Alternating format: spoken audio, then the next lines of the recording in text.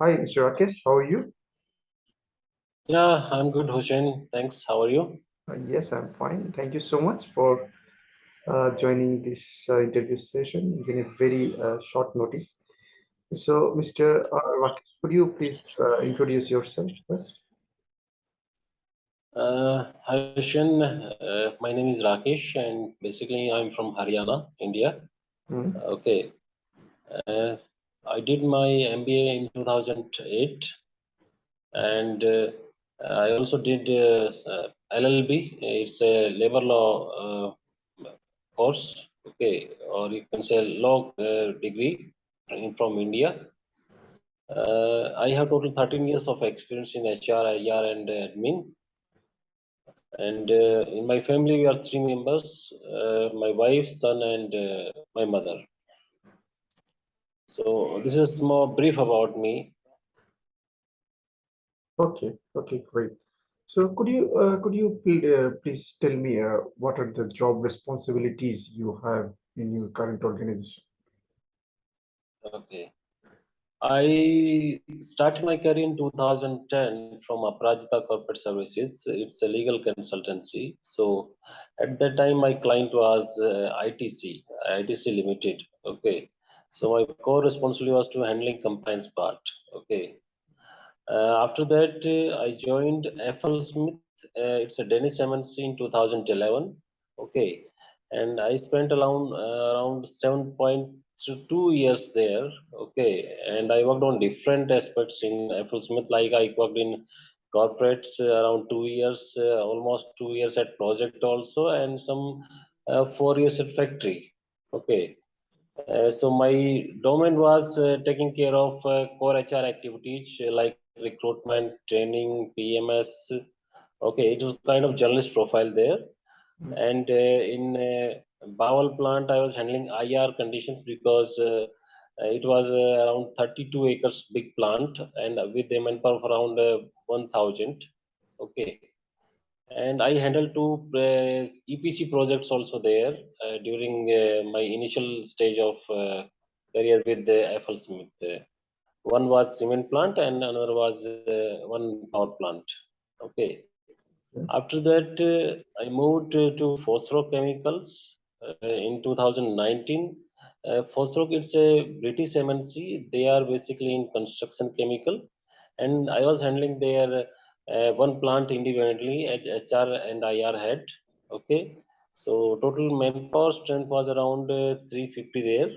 Okay, and I was responsible for HR and IR both domains there, even admin some part.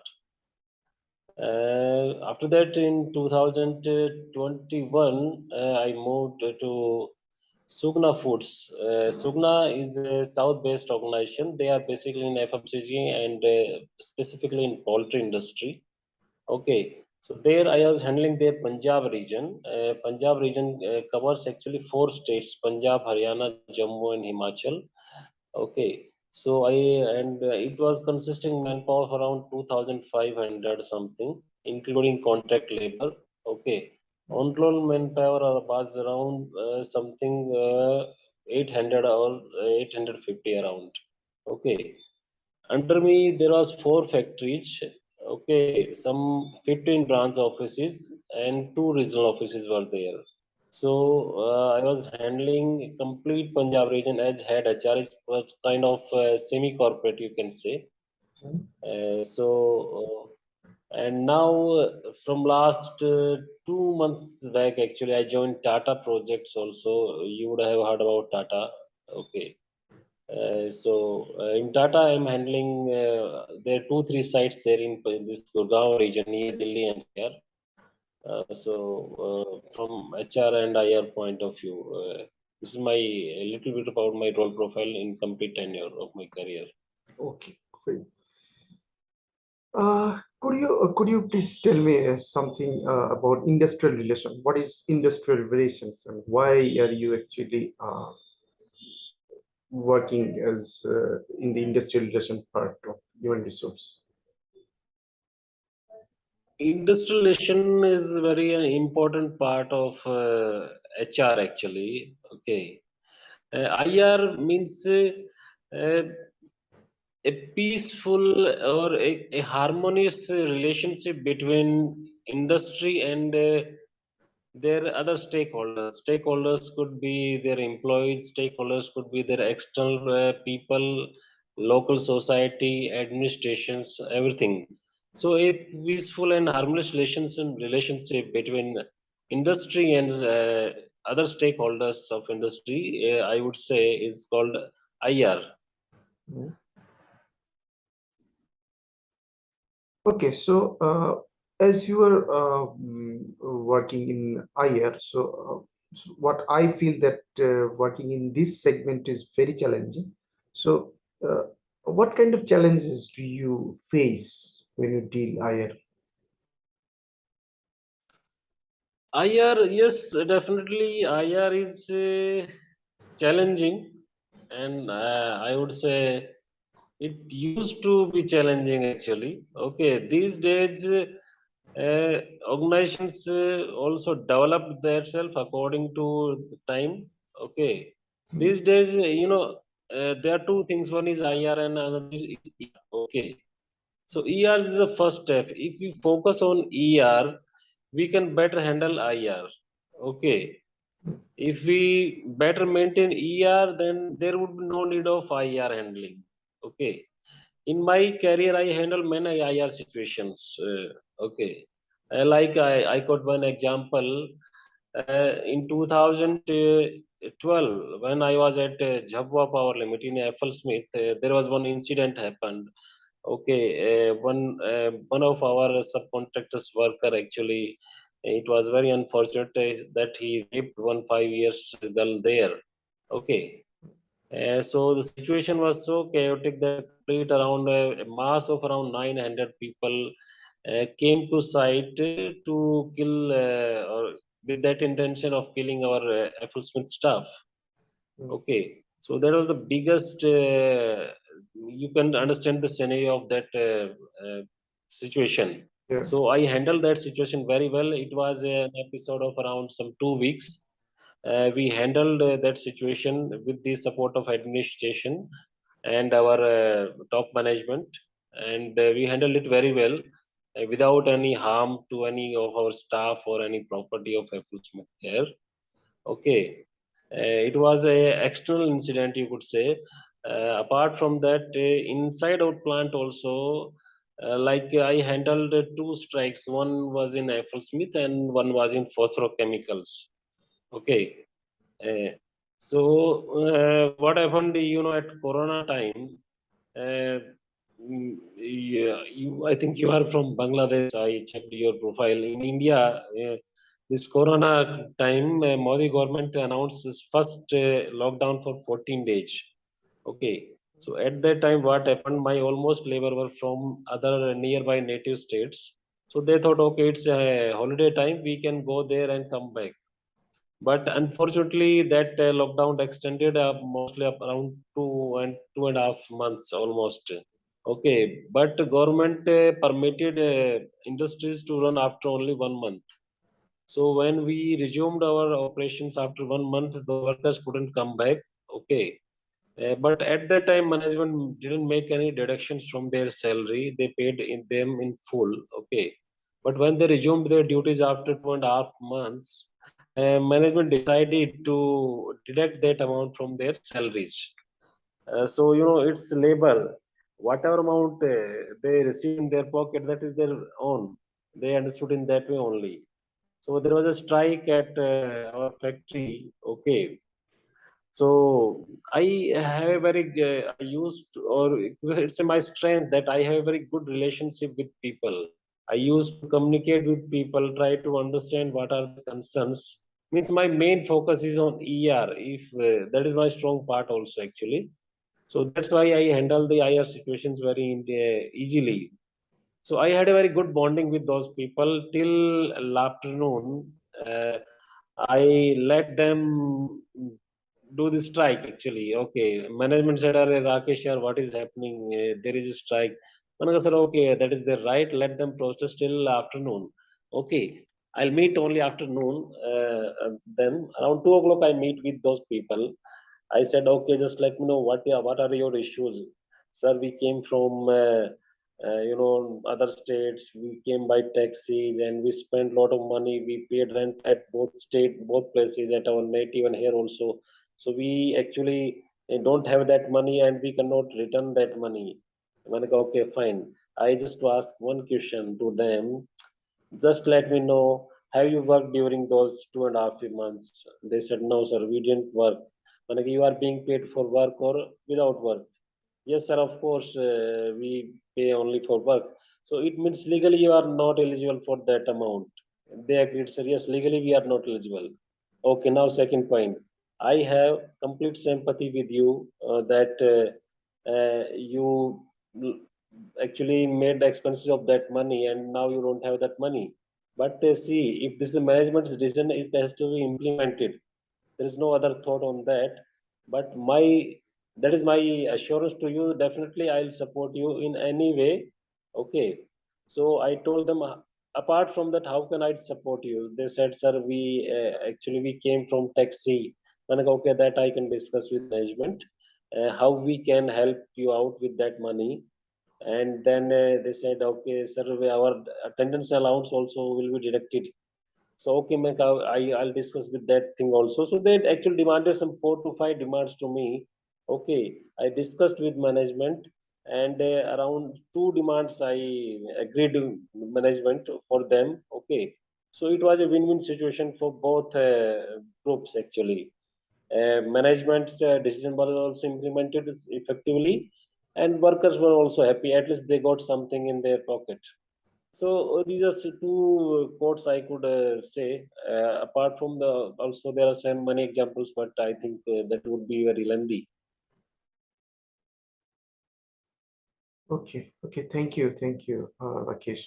So, in a factory, attrition rate or controlling the attrition rate is a challenging job because the workers who comes from different background and most of the cases actually they do not want to stay in the organization for a long time. Maybe they shift their career very frequently. So in that situation, I understand that attrition rate is a challenging uh, issue for a HR or IR manager.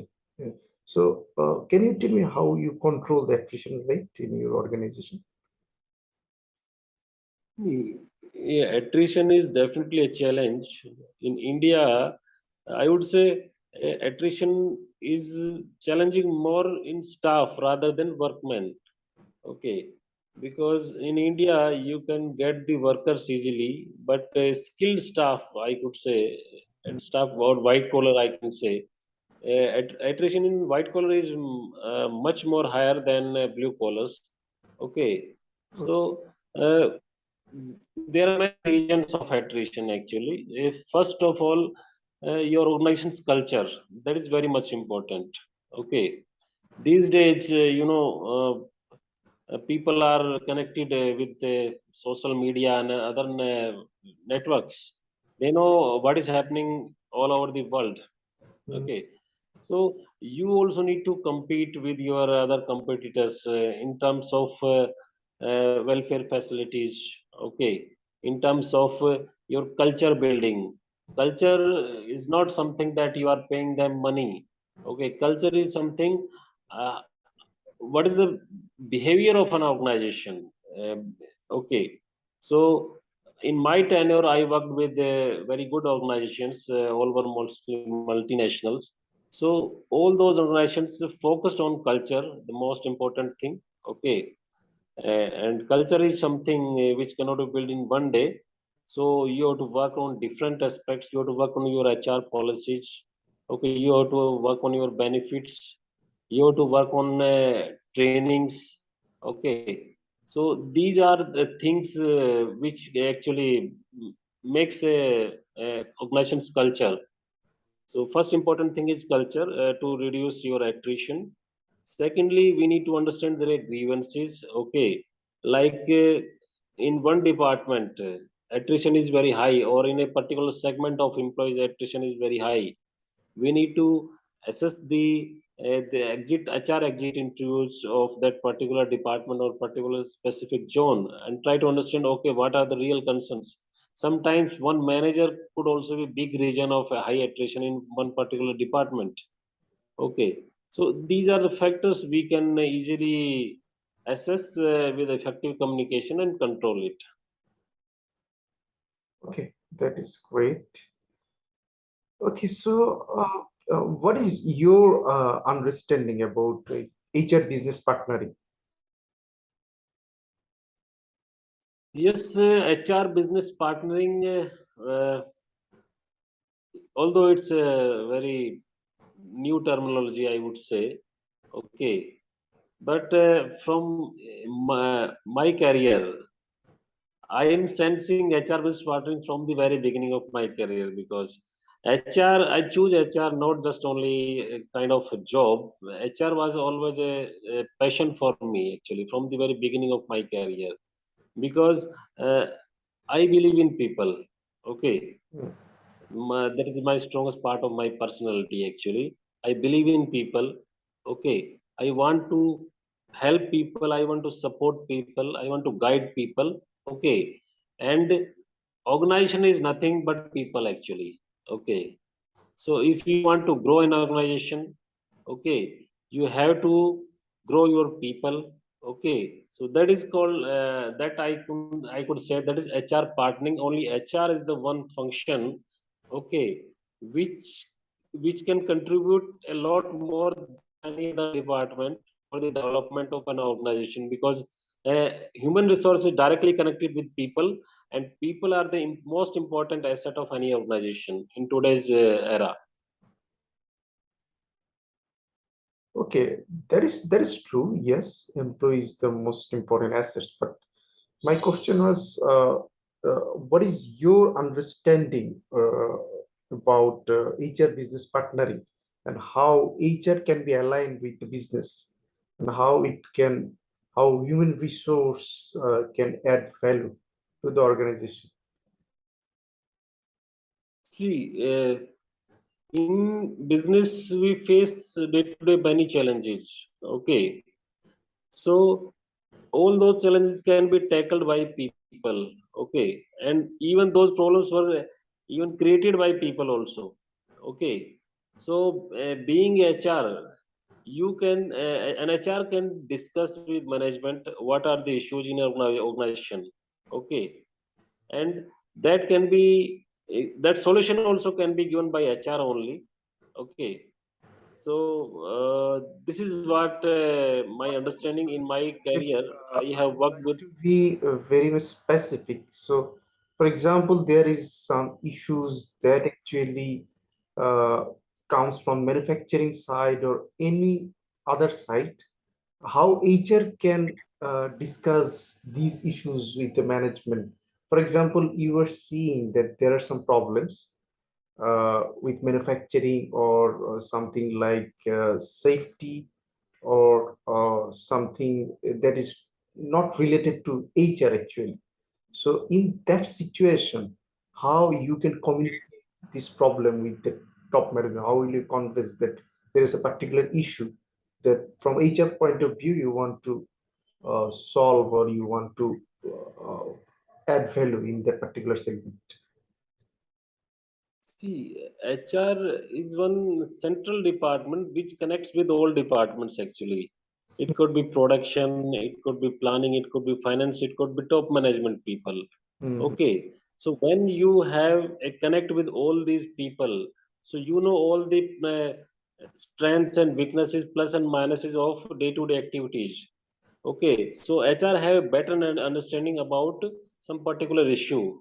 Okay, so in that sense, HR can discuss and assess each and every situation better than any other particular department. If there is a problem in production department may see that issue with a one particular angle.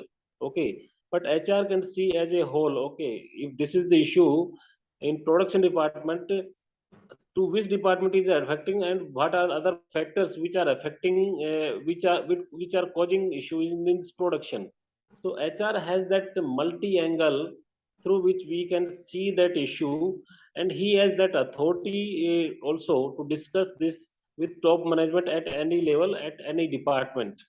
So in that way, this HR partnering process is being successful in, we have seen in last decade very successfully. Okay, because HR can easily have a approach to different kind of people, different departments, and he has a different multi-angle approach. You can, I could say, to see the issues and discuss with top management and resolve it. Okay, great. So, Rakesh, can you tell me which of your accomplishments are you most proud of? Which of my accomplishments? Yes.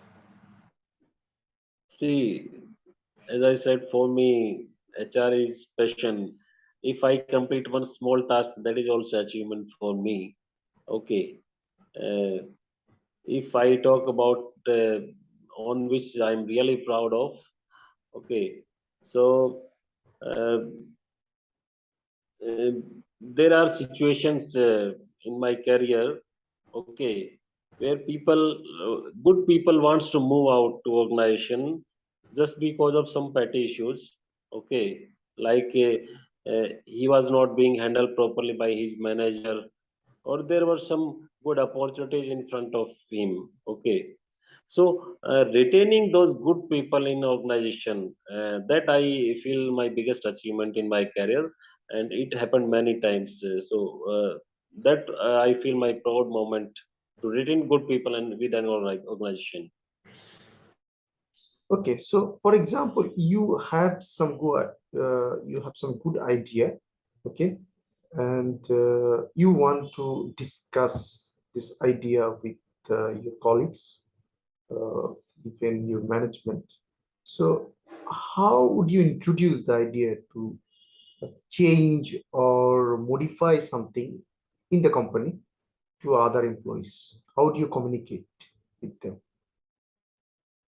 Is my question. uh, could you repeat it again? I couldn't get actually. My question is, for example, you have a good idea and you want to communicate with your colleagues or other employees. Okay, so as HR manager, how do you actually uh, share or your idea with other employees?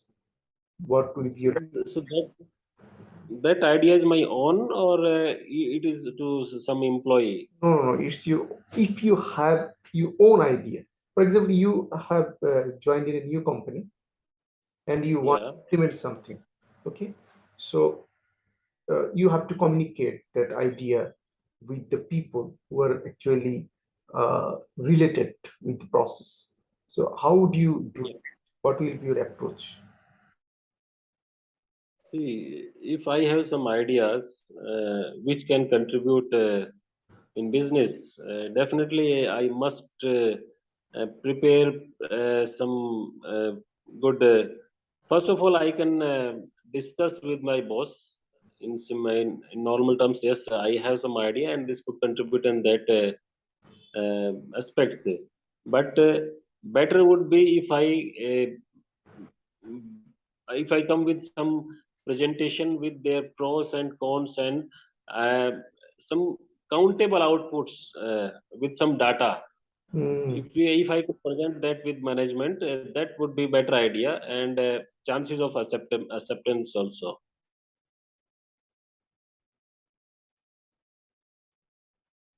Okay, okay, very good. Okay, so how many people do you have working under your supervision?